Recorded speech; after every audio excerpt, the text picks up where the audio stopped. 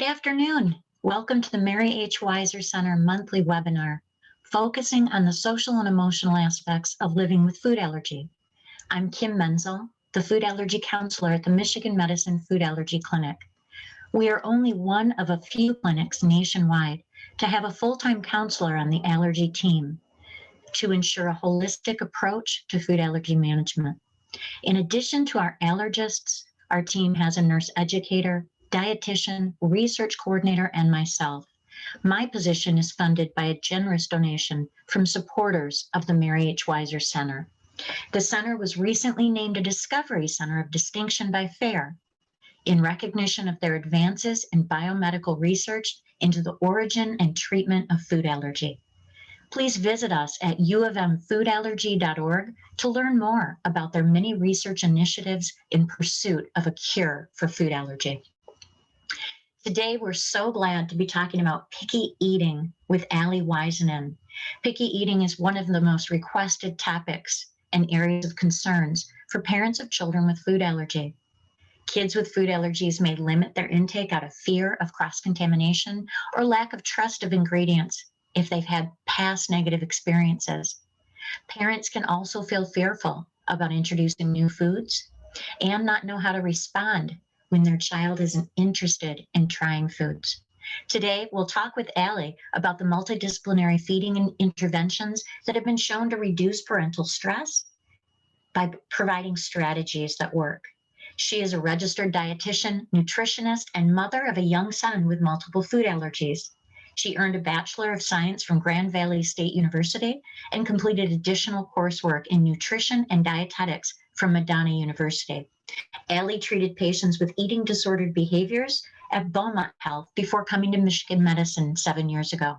She provides individual and group outpatient counseling for adults and children, including the nutrition education group Picky Eaters Anonymous, which we'll talk about in detail today. We need you to contribute your questions so that we know what's on your mind. You can send us your questions throughout our talk today using the Q&A function, and we'll answer as many as we can. Allie, thanks so much for joining me.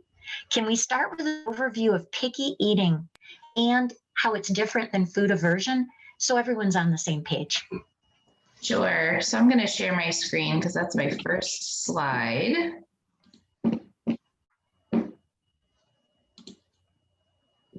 First of all, thanks everyone for having me today. I'm really excited to talk with this group. So typically I'll say a parent probably knows already if they have a picky eater. Any sort of selectiveness or battles around meal or snack time we can classify as picky eating. It doesn't necessarily have to reach this sort of threshold to be considered a picky or a selective eater. But for the sake of starting this talk off on some facts, we're going to start with the definition of picky eating as unwillingness to eat either familiar foods or try new foods. Can often be associated with strong food preferences and a lack of variety. It's pretty common in the toddlerhood through about age 6 age group. And that Picky Eaters Anonymous class that Kim mentioned in her intro is geared towards that age group. However, the info can absolutely be adapted through adolescenthood or when those children start to make more independent eating choices.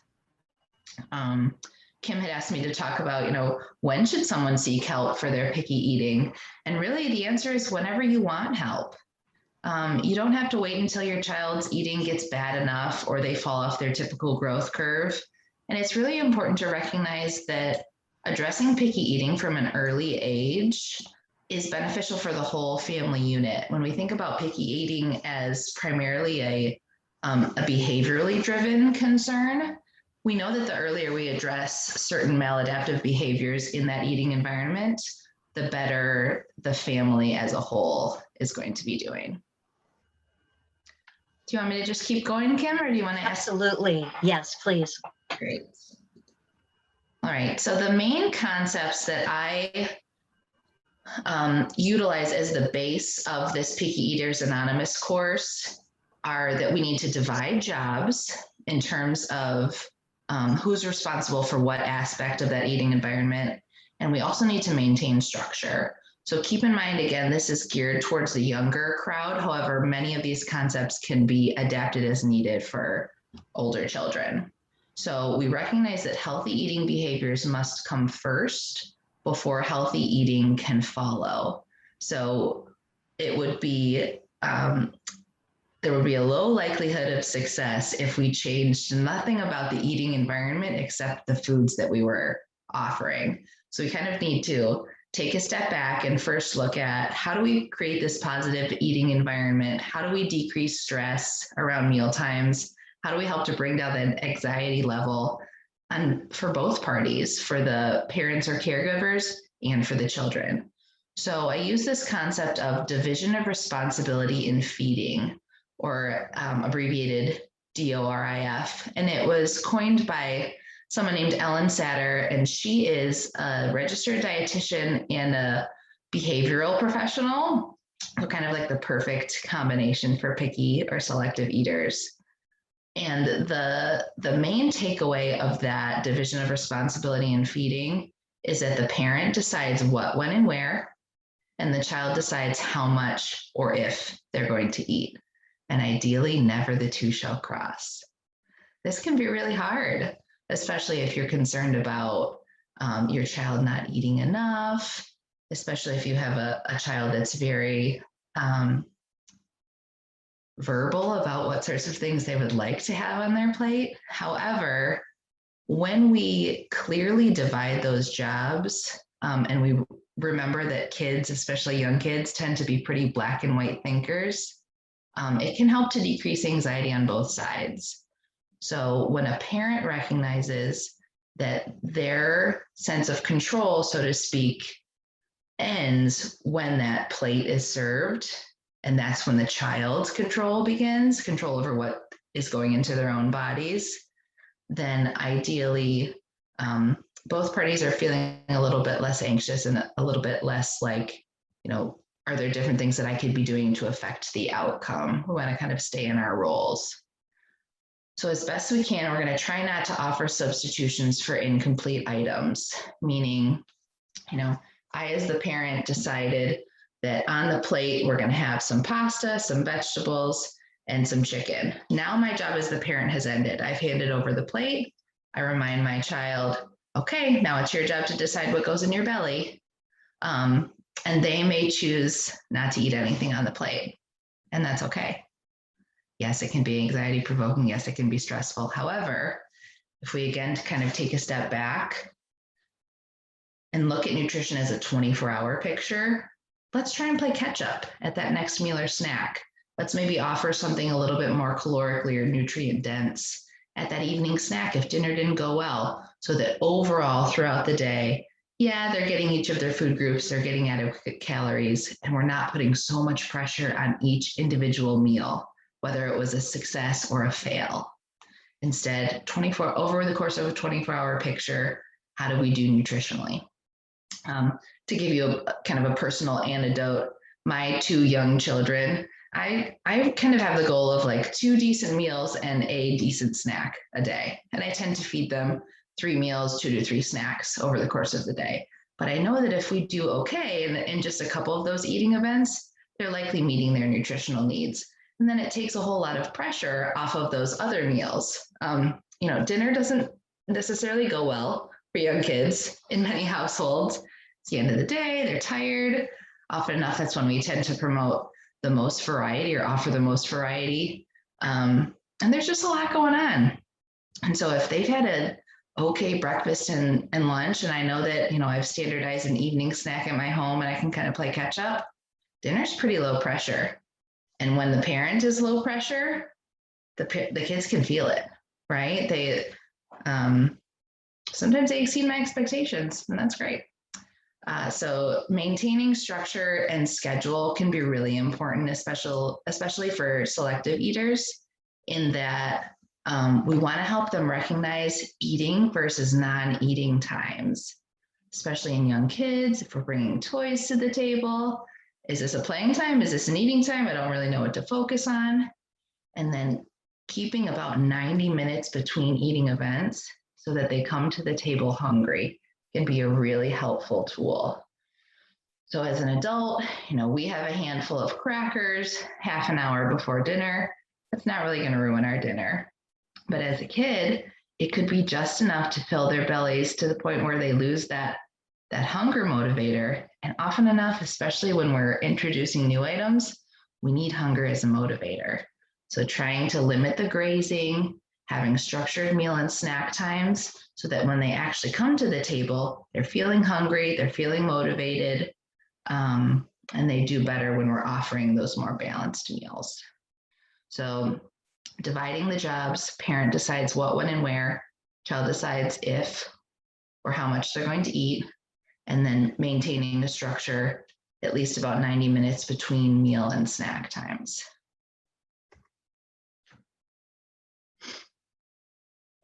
So how are we putting that division of responsibility into practice?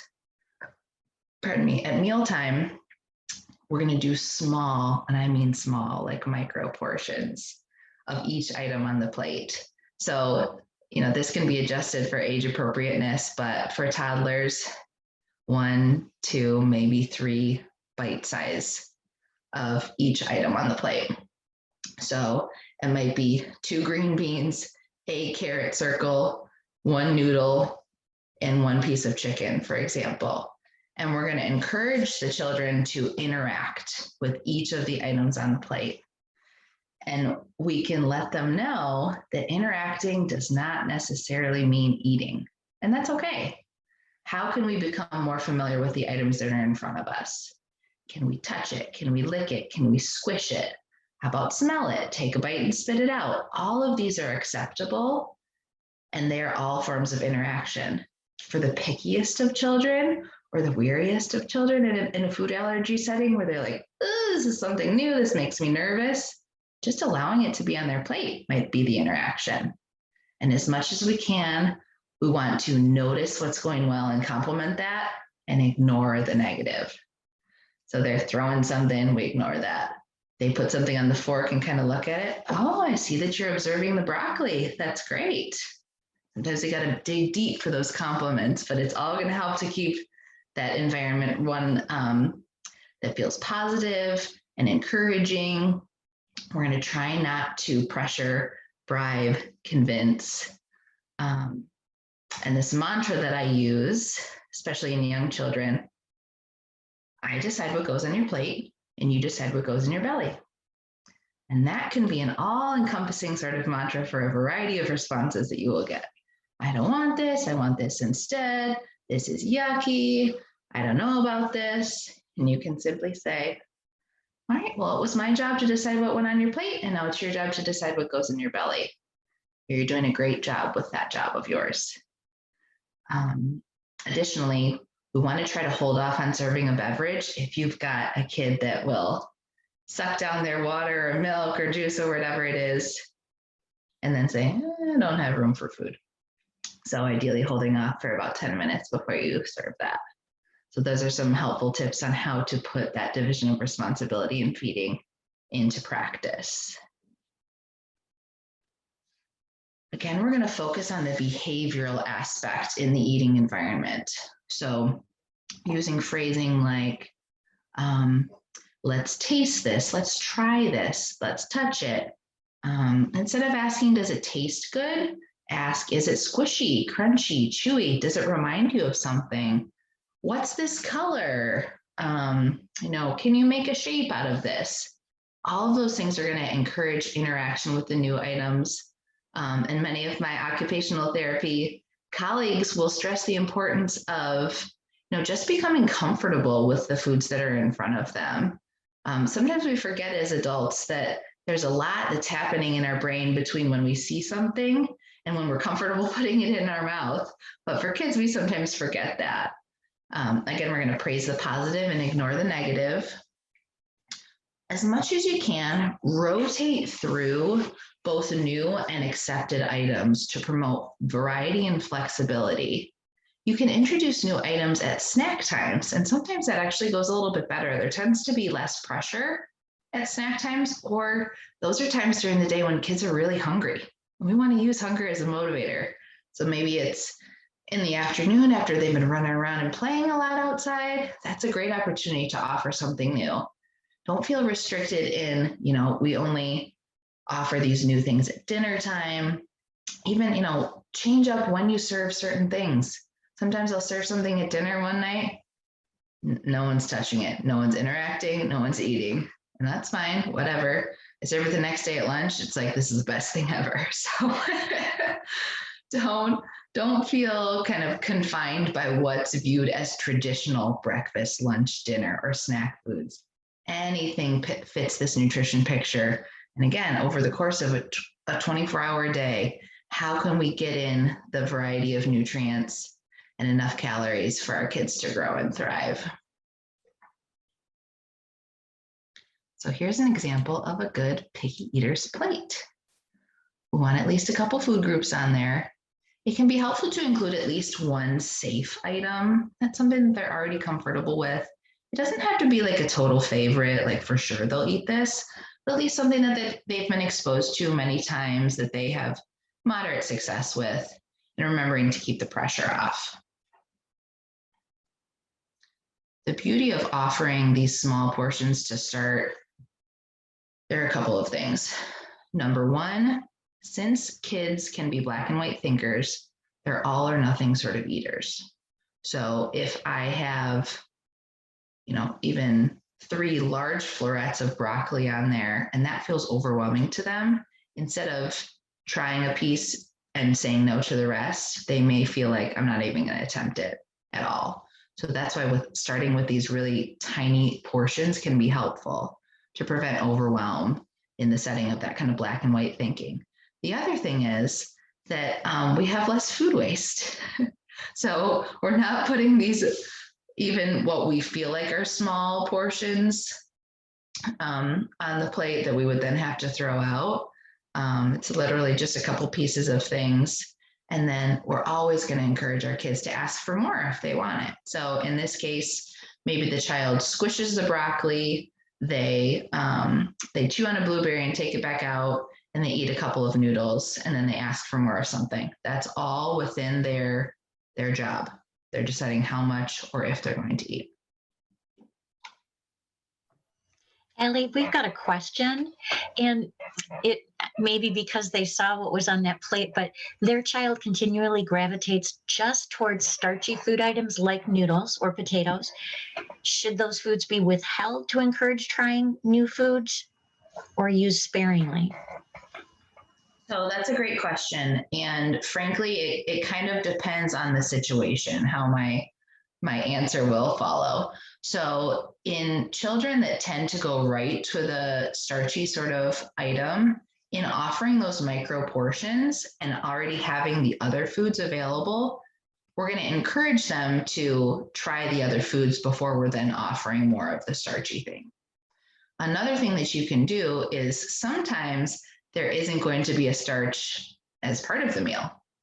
And so that will be a natural opportunity for them to be having some of the other foods. In general, those do tend to be the safe, comforting sort of items. Maybe we try mixing them with some of the new foods. We're adding the sauce, we're adding some diced up protein, we're adding some shredded vegetable to the pasta, for example. And so there's already a component of it that's comfortable, but we're adding some newness. But overall, kids need grain and starches to grow. We all need carbs, actually. I'm anti-keto, if anyone was wondering. So we don't need to withhold them altogether. Remember that we can get carbohydrates from fruits and from milk and yogurt as well. So sometimes, a fruit is going to be the carbohydrate source of the meal, and we're not going to have a grain or starch, but you know your kid best, and you kind of have to figure out how to tread lightly there. But regardless, we're going to start with tiny portions of everything, encouraging them to interact and ideally try each of the items on the plate before we're offering more of that favorite food, the beige foods that kids love. Any other questions to do right now, Kim? Okay. So now we're kind of leaving the realm of behaviors around picky eating. This is actually where we would start a new session in my Picky Eaters Anonymous class. I'm giving you guys a pretty summarized, abbreviated version of it. But now we're looking into, okay, the foods themselves. How are we introducing the new foods? And are there different recipe ideas to help promote variety and inclusion of all of our food groups? So in introducing new foods to a picky or selective eater, we're trying to isolate the newness factor. So think of a new food that you've tried to offer to your child and think about all the new components that would relate to that item. Is there a new texture, a new flavor, color, temperature, smell, how it looks, how it's presented, what it's presented with? Can we isolate that to just one component that is considered new? So in the case of texture being the new component, maybe this is where your child has had a variety of fruits or vegetables blended up in a smoothie, but they are yet to accept them in their whole form. Can we gradually increase the texture of that food over time through these small, subtle changes to get them to be more comfortable? So in this case, they're already familiar and comfortable with the taste of blueberries, but they have not yet been able to accept a blueberry straight up. So can we go from a smooth puree to make it a little bit chunkier? I don't suggest shredding a blueberry, not a great example there. You could try, but maybe small dice, large dice, and then serving it whole. And I will give some recipe examples on how that would look. In the case of flavor progression, can we gradually increase how much of that flavor we're adding so that over time they become more and more comfortable? So is it pasta with a sauce? And first it's like so lightly sauced that we can barely tell that it's on there. And over time we're adding more of that flavorful sauce so that they become more comfortable with it. So we want to try and increase flexibility and their comfort level for exploration. You can promote variety even within safety foods. So this picture offering on the right-hand side of your screen is a great example of these are very similar foods on both plates, but maybe we've changed up how we're serving it. Is it a different shape? Are we using a different topping? Have we prepared it a different way? This promotes variety, even if it feels like, all right, here we go again with the English muffin for lunch. This feels like change for them, and being comfortable with change and newness is going to then translate to other eating opportunities. So as you've heard before, probably try again. Just because your child refuses something a couple of times doesn't mean that they don't like it. Remember, there's all of those new components going on. And it takes time to get used to new textures, new flavors, new looks, new shapes, all of that. Or you can offer it the same but different. So I'll say to my older clients, it sounds like you tried carrots and they didn't go too well. How did you try the carrots? And I have them describe it to me. Well, I tried them crunchy with this dip. I say, okay, can you tell me a little bit more about how that went? How did it feel in your mouth? What was the texture? What did you think of the flavor? And they might say, the flavor was okay, but I didn't like the texture. Say, okay, that's actually great feedback because now we know you're okay with the flavor of carrot, but we need to find a different way to present it. We need to find a different texture for it.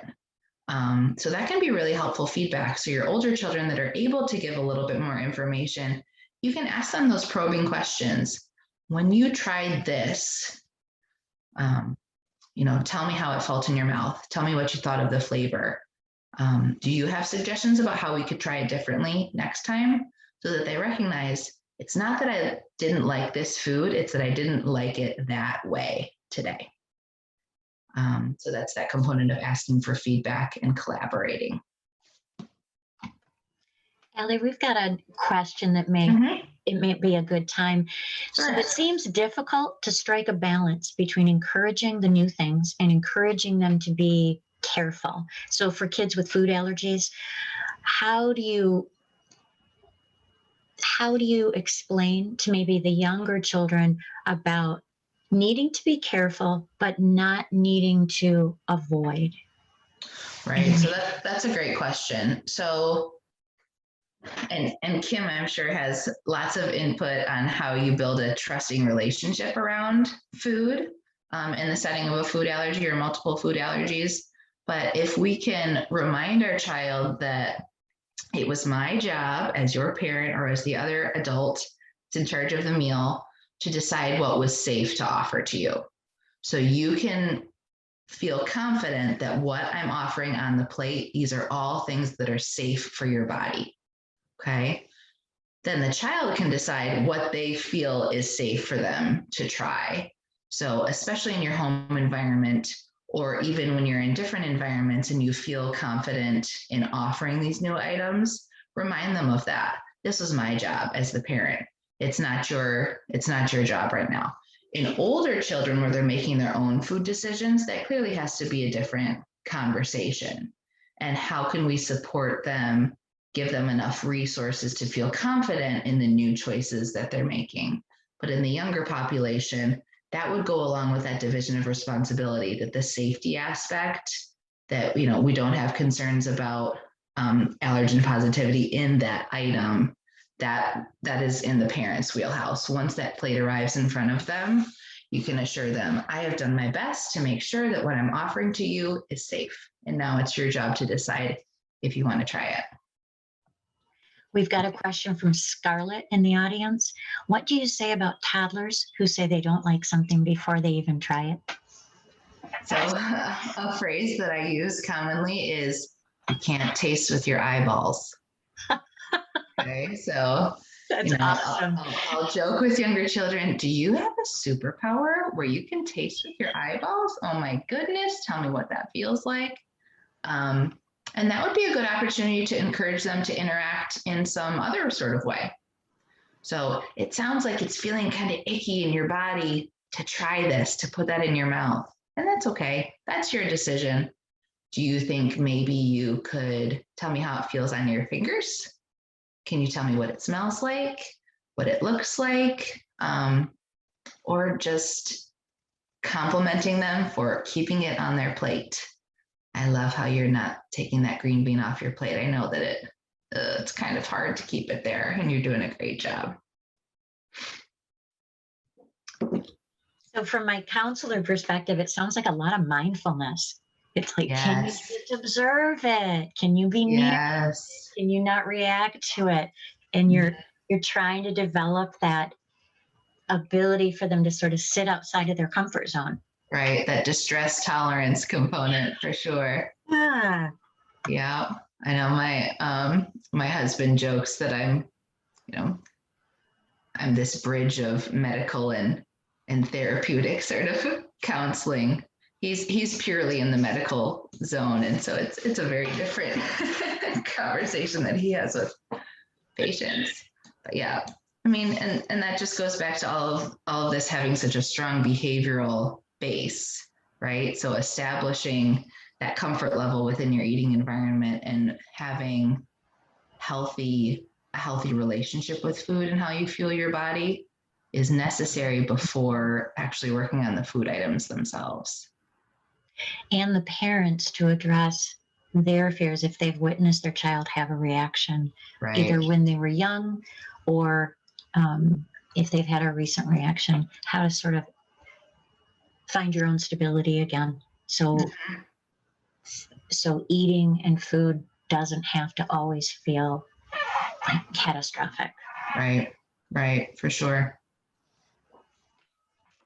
All right, so with bridging familiar foods to new foods, we can use this concept of food chaining.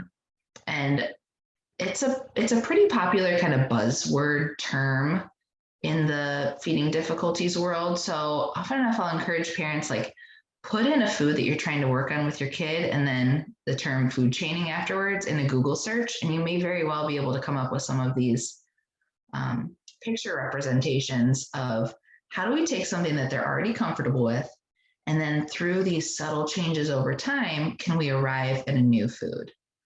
So we all recognize that going from a chocolate chip cookie all the way to blueberries in one jump, pretty pretty wide stretch there. Like, oh, you like chocolate chip cookies? You'll love blueberries. It's not going to happen. I hope it does in your home. It doesn't happen in my home. So instead, how do we make these small little changes over time to gradually get them comfortable with the new flavors and the new textures? So a chocolate chip cookie to a chocolate chip granola bar, that's definitely a more manageable jump. To yogurt with some granola and chocolate chips, essentially we're kind of breaking up that granola bar, and we can use that sort of phrasing. You love the granola bar in this package as a snack food. Look, this is like it crumbled up. Then we're swapping out the chocolate chips for blueberries and then blueberries on their own. So that's a great example. How can we chain from something that's preferred, familiar, or safe to something that's new, non-preferred, or viewed as unsafe? And then another example with going from their favorite cheesy cracker to broccoli.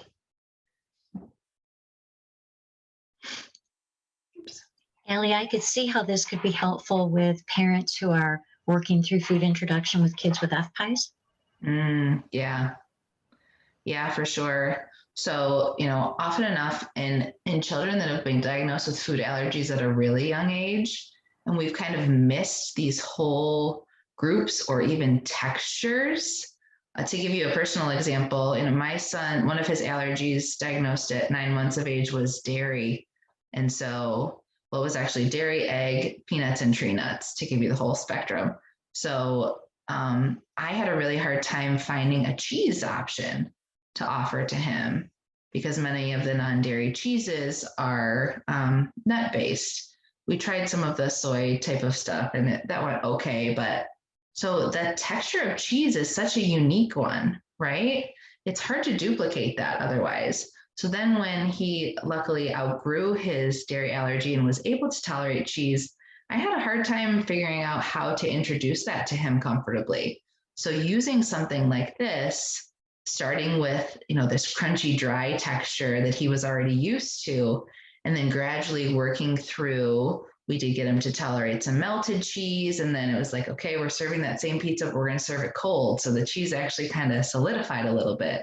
So getting closer to that texture of like a piece of cheese or a cheese stick. But yeah, to give even kind of more basic examples of food chaining, it can be all within one food. So the example I gave of texture progression earlier about going from a smooth puree all the way to like the whole item, it could be that it's in a veggie nugget of some sort. And first it's really smoothly pureed, then we add some chunks, then it's shredded almost in like a fritter until we arrive at the piece of vegetable on its own.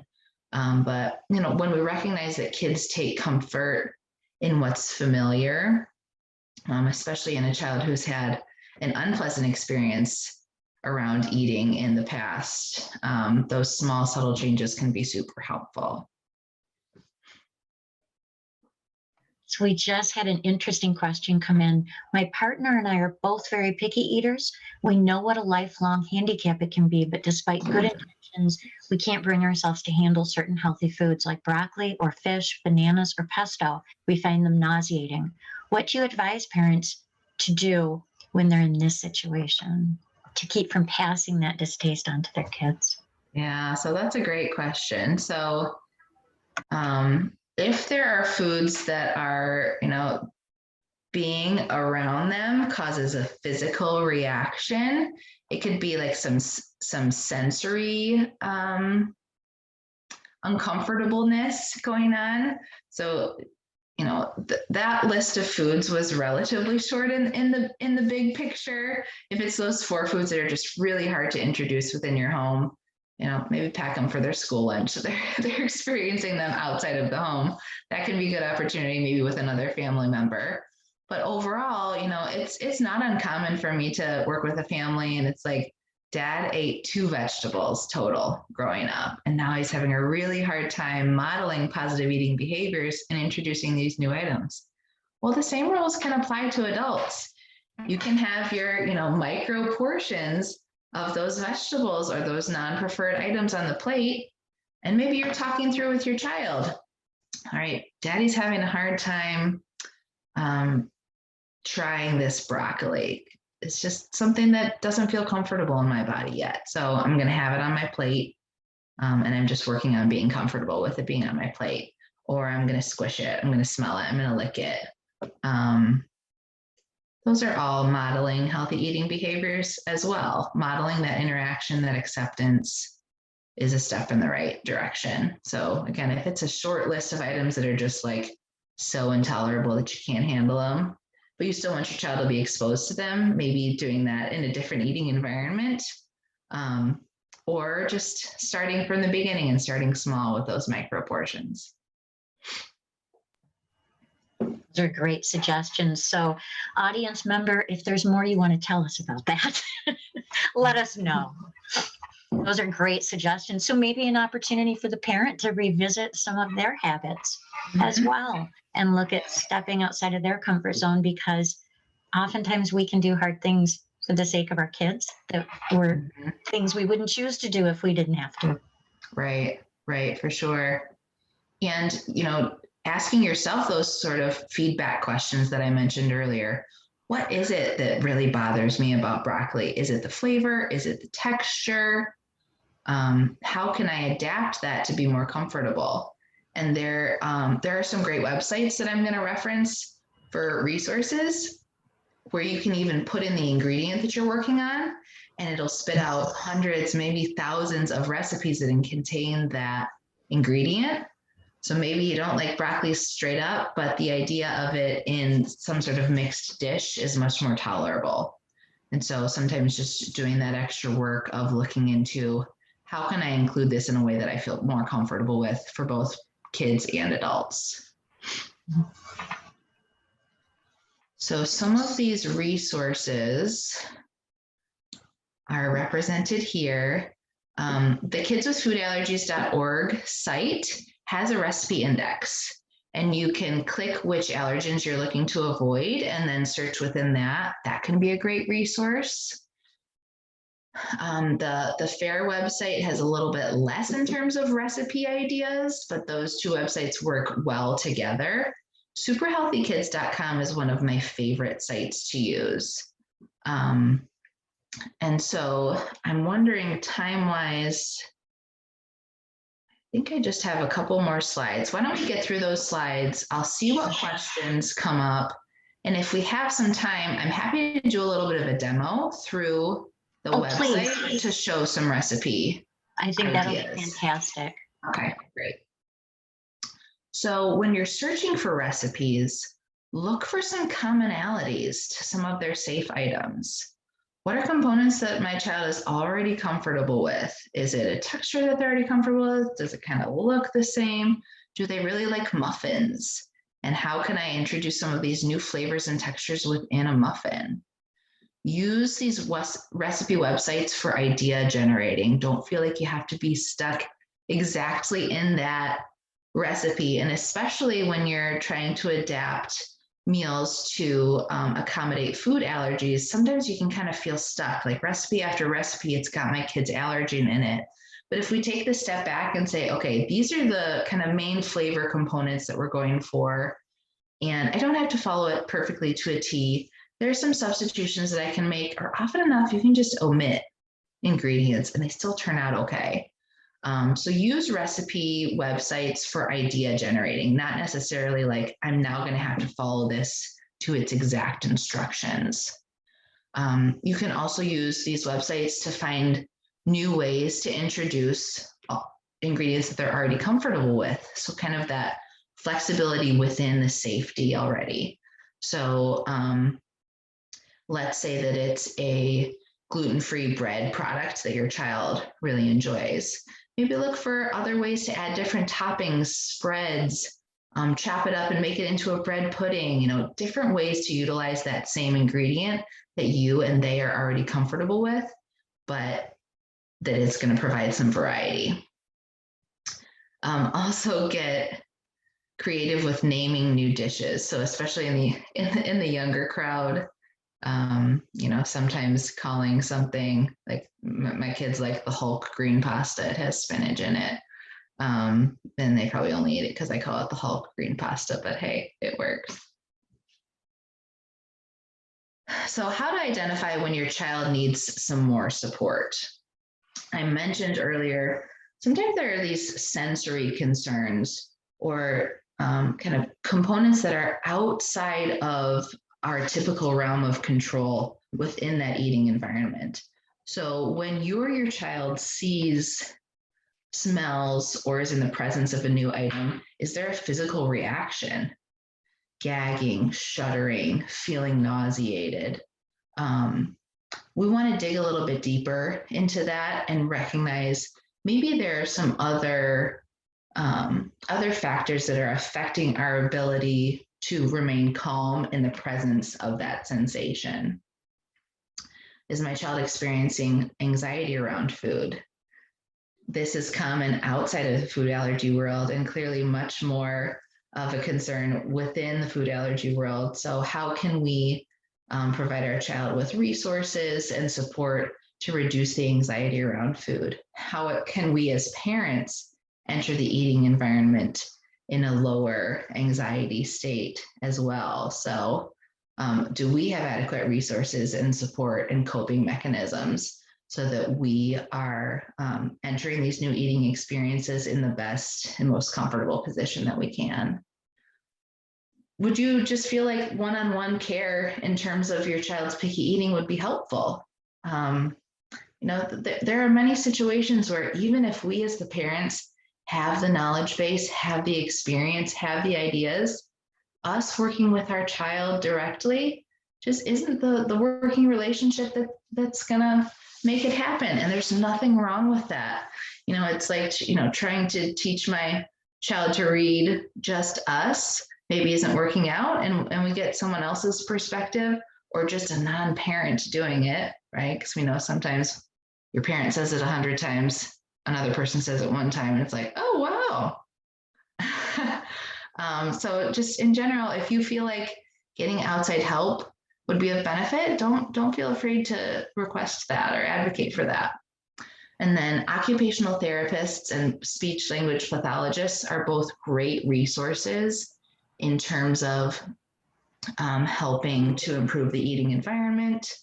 They may look at oral motor strength concerns, textural aversion sort of things that could be happening, kind of these components outside of what you typically think of in terms of the action of eating and how can they be helpful. So I refer kids to OT for sensory therapy around eating, for strengthening their oral motor muscles, for finding proper seating and utensil options.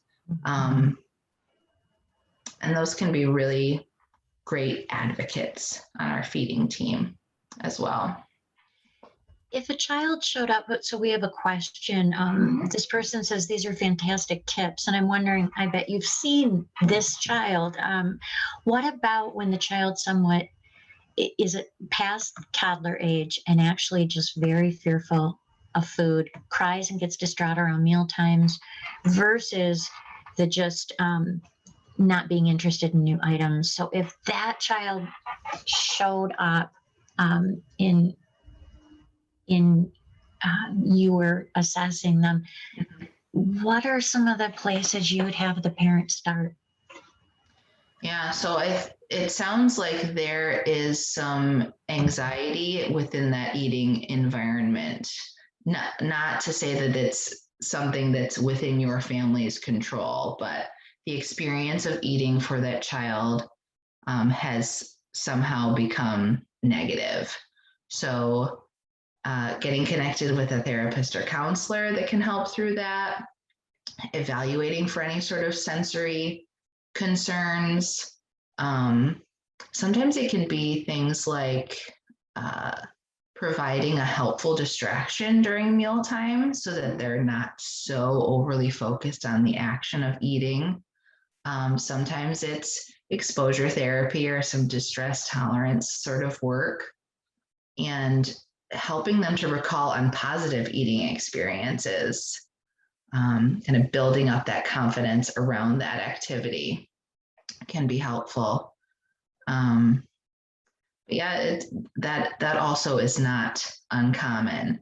And sometimes it's, one event that happened a long time ago, and it's kind of trickled down and morphed into bigger issues, unfortunately. But we've got lots of resources and things that we can try to help eating become something that's positive for them. There is, Yeah, absolutely. And if this is going on in your home, I would emphasize what Allie said is, look for help, talk to your pediatrician and then get a referral. So if you are in Michigan, even if your pediatrician isn't at Michigan Medicine, you can work with Allie. You can take part in this, in the work that she's talking about, where she can kind of meet you where you're at and look at strategies. But there's also, if this child has a food allergy, reaching out to your allergist to say, is there a food allergy informed counselor that you can work with? Because like in our clinic, that's often sort of where I meet kids. Is there's been some discomfort building around food introduction, or there was a recent negative event. And so now they're weary about just food. It doesn't feel enjoyable to them. It feels fearful. And so we do exactly what Allie talked about. We sort of assess what's going on and then look at where we can build on strengths and distress tolerance, building that, and doing exposure therapy, which may start with you're just in the room with this food, or you get to participate in, if you have, is there a toy that can sit with you when you're eating that food and you're just maybe talking to your stuffed animal about, or you're holding something, but that how can you build on the comfort level related to that relationship with food. So I would reach out, and between all the team members that Allie's been talking about, so speech therapy, occupational, food allergy informed counselor, or just a counselor who works with feeding behaviors, and the dietitian,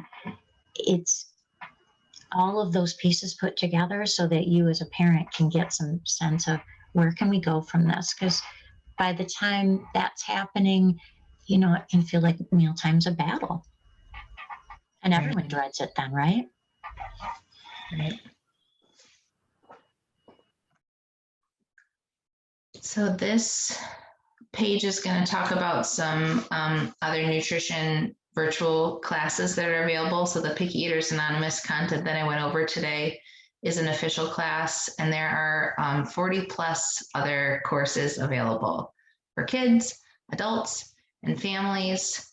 So I encourage anyone to check those out if they are interested. And then this is my last slide, which opens up the floor for some more questions. Anything else you see in the chat, Kim, that we should address? Not right now. So maybe this would be a good time to do a quick run through of one of those recipe websites. That would be great. So I'm going to use Super Healthy Kids, if I can type it correctly, as our little demo. So you'll know you're in the right place when you see the strawberry as the logo. And any second now, something's going to pop up that's going to ask me to pay for a membership. And I will confirm for you. You can pay a membership if you want, but you can access 95% plus of the content without that. So there are a couple different ways you can use this website. You can go over to recipes and you can scroll by dish type, cooking method, special diets. They do have some allergen-free sections there. But the best way that I like to use this site and other sites like it is just to put an ingredient in the search bar. So let's use zucchini, for example. So as I scroll through, look at all of these different options for introducing zucchini. Different textures, different flavors. Is it a main dish or a side dish? What time of day would we typically offer it? So if you serve your child steamed zucchini, and it's kind of squishy and they don't love it, that doesn't mean they don't like zucchini. It means they didn't like it that way. So depending on the age and appropriateness of your child, you open up this website. Okay, let's find a new way that we're going to try zucchini. You can do some food chaining around some of these breads. These chips would be a great option if your child is comfortable with dry crunchy. So the texture is something they're already familiar with, but we're introducing a new flavor. There will be a little bit of a zucchini-esque flavor in there, although it's a pretty mild vegetable. So just a great example of ways to promote variety and inclusion, even in these unfamiliar items. I mentioned muffins earlier. There's probably 1,000 different muffin recipes on here. And this can be a great way to get fruits and vegetables into your child's diet. We don't need to be deceptive about it. We can call it a zucchini muffin if there's zucchini in the muffin.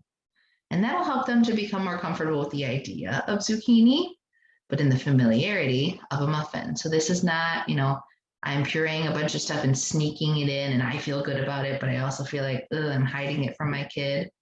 You can be open and say what's in there and help them to become comfortable with it over time. Okay.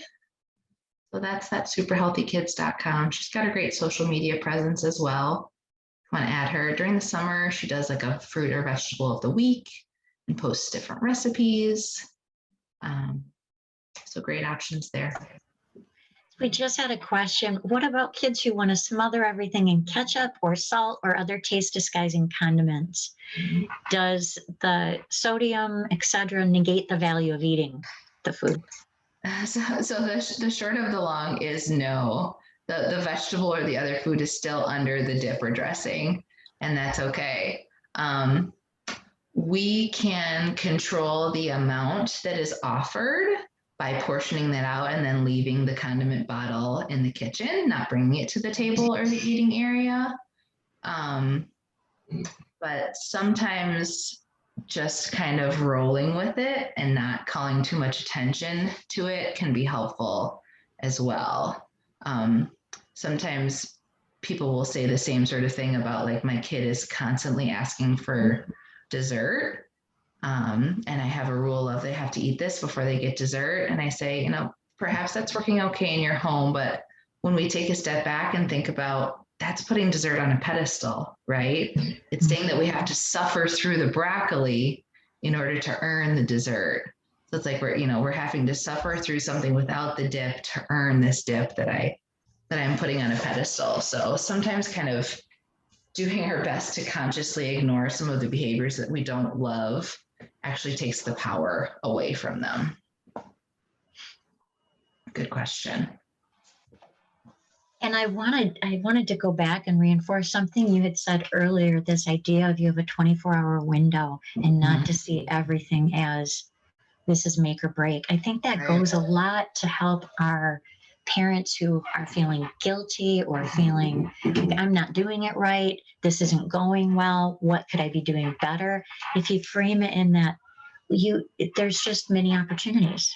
Right. So you can try something different, and it's not something that the parent needs to feel so bad about. And just look at it as, here's another opportunity. What could we try? What might work? Right. Yeah, and also not categorizing things as good versus bad, right? Having this spectrum of, when possible, I'm going to get the closest to nature, whole food versions of everything.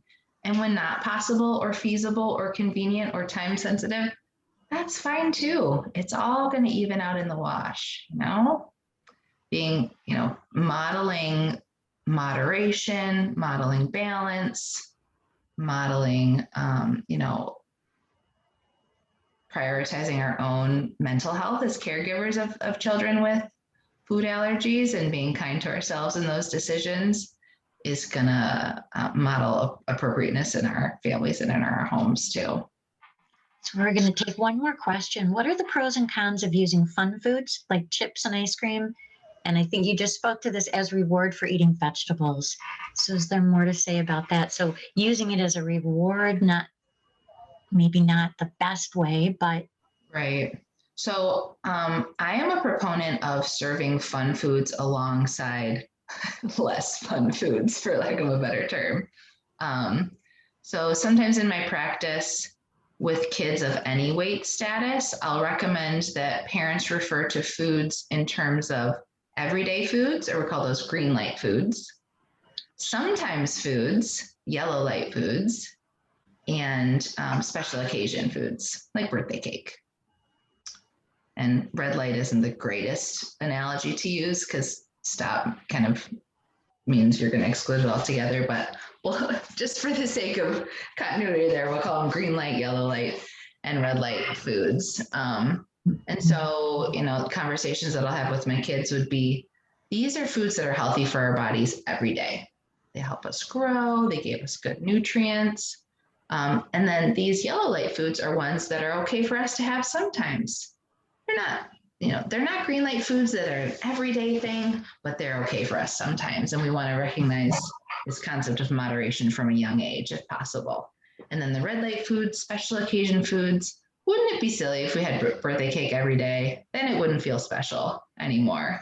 But yeah, I mean, if you have a kid that will just hold out for dessert, or if you feel like they're forcing themselves to eat something just so that they can get to the dessert, try offering a small sliver of the cake on the dinner plate alongside the other foods. Takes it off of the pedestal, helps them to recognize that they're still with it, in control over what they're putting in their bodies. We don't want to get to the point where kids feel like they have to force themselves to finish something to earn something better, so to speak. So they, especially in young kids, it may very well be that they're not very hungry at dinner time. Maybe they've gotten all the calories that their bodies need earlier in the day, and they don't need any more.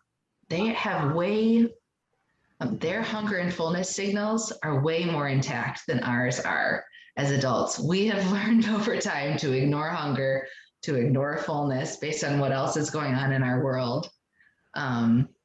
So if we have this concept of, it's there from the beginning. This is all part of the eating environment, the dinner and the dessert. In my home, I have dessert night a couple nights a week, and regardless of how they perform at dinner time, they get dessert, so that we don't kind of relationship blurry. Right. You're not earning your food. Right. That's the good food. And so I think that's really, all of these tips and strategies are going to be so helpful for our families. And Right. We're at the end of our time, and we really appreciate you being with us. And on the behalf of the Weiser Center, we really thank everyone for being with us today. We recognize the strength and perseverance of the food allergy community, and we'll continue to work to bring you strategies to navigate that journey. Please stay with me, and let's use a moment to end with the idea for a mindfulness practice that you might try. So we've been talking about food and the great array of tastes, textures, smells. So perhaps next time when you're sitting with your child, and just look at what food could I use right now, and to help take a moment. So if it's a blueberry, putting the blueberry in your hand, first feeling the weight of it, and then looking at it and really looking at the color, the size, the shape, all the details about this blueberry, like it's the only thing in the world. Then bring it up to your nose and smell. What does a blueberry smell like? What is maybe a fresh blueberry that you just picked or just bought? What does it smell like? Then maybe we can take it and put it in our mouth and on our tongue. What is the weight of that blueberry on our tongue? What does it feel like in our mouth? Does it feel squishy? Does it feel heavy? What does it feel like with my tongue? And if they don't want to eat it and they want to spit it out, that's fine. They're developing a familiarity with this food, with its taste, its it's feel, and they're in control. They may want to chew. So if I chew a little bit, what flavors are released? What does that feel like? Then if they want to keep chewing and they want to swallow, what do I taste on my tongue? What do I taste when I'm swallowing? So really concentrating on all my taste buds and getting all of this experience of just this little blueberry. So you could do that with any food that you're trying. So just bring it back to, I'm just paying attention and observing. And we're having a relationship with food. How can I enjoy this and really pay attention? So thank you again. Thank you, Allie, and thank you everyone who joined us and who will see this later on our YouTube channel. Thank you and have a great day.